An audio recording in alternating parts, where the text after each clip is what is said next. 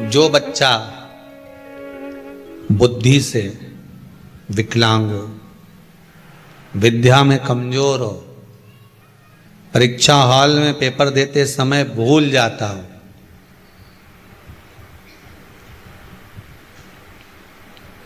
विवेक काम ना करता हो, तो निवेदन है किसी भी पूर्णिमा की रात्रि को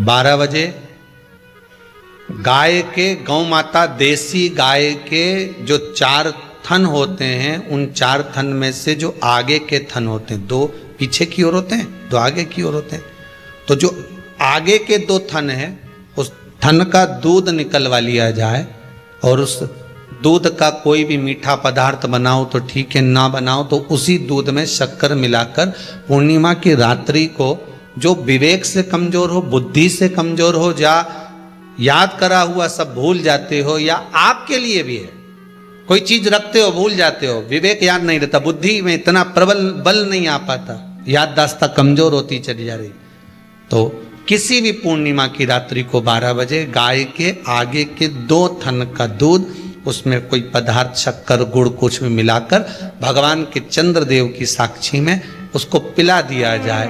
महाराज बार बार पिलाने की जरूरत ही नहीं पड़ेगी, एक ही बार में काम कर जाएगा और विवेक पूर्ण तरह से कार्य करने लगेगा। देसी गाय के आगे के 2 थन का दूध बड़ा प्रबल होता,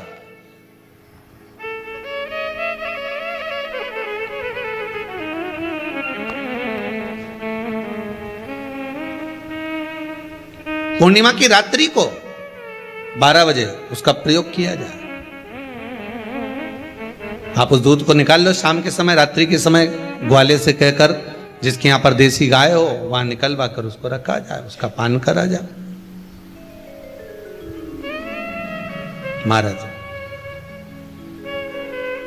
रोग बीमारी में प्रबलता, तो मां यशोदा जी जग कल्याण के लिए पूछ रही है, संपूर्ण विश्व के कल्याण के लिए।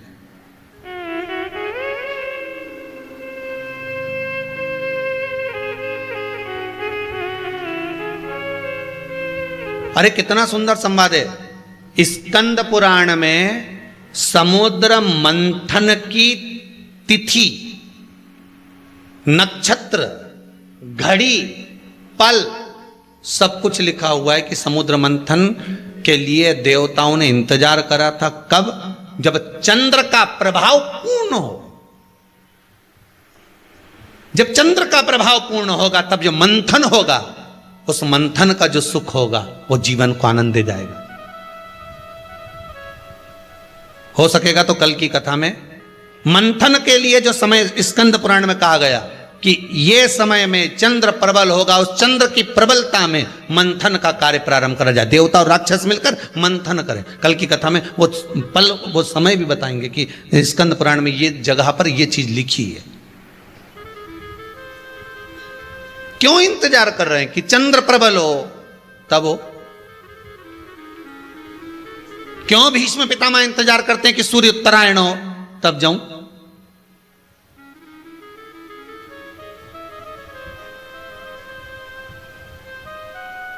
जब देवता 33 कोटि देवता उस चंद्र के इंतजार में रहते हैं कि ये चंद्र प्रबल होगा तब जाकर ये चंद्र यहां पहुंचेगा, तब जाकर हम मंथन करेंगे, तब जाकर वो अमृत मिलेगा और उस अमृत को देवता धारण करेंगे तो वो आनंद पा जाएंगे।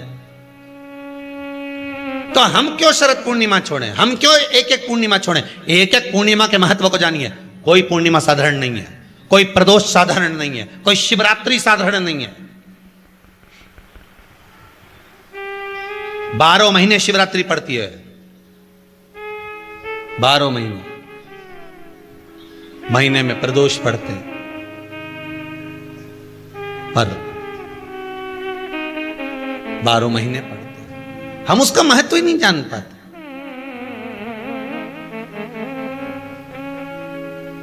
कौन से प्रदोष पर क्या करना है, कौन सी पूर्णिमा को क्या धारण